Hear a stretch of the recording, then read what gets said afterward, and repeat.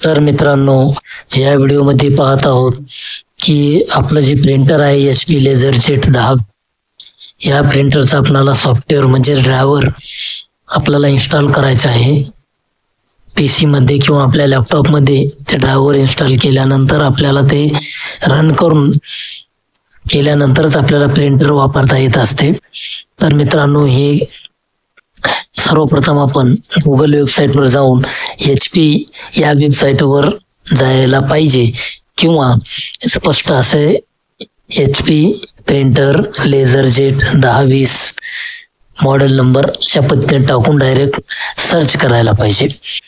तरी सर्च केल्यानंतर सुद्धा मित्रांनो त्या साईटवरच आपल्याला जावं लागणार आहे.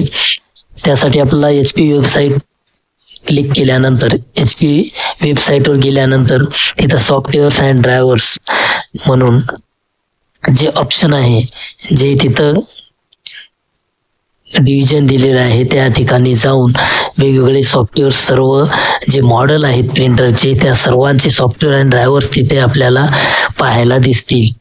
तिथे आपल्याला जाऊन तिथे डाउनलोड करायचं आहे.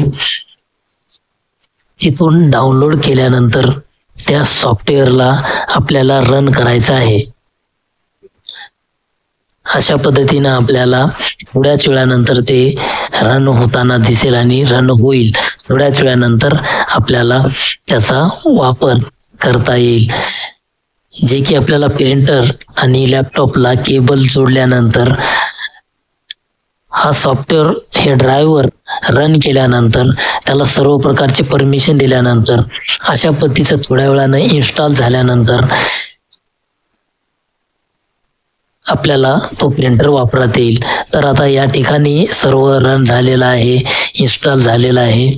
तर याची आपण सर्व सेटिंग करून घेऊन आपण त्याला प्रिंटरची कमांड देणार आहोत. तर थोड्या वेळानंतर आपलं सर्व होऊन जाईल.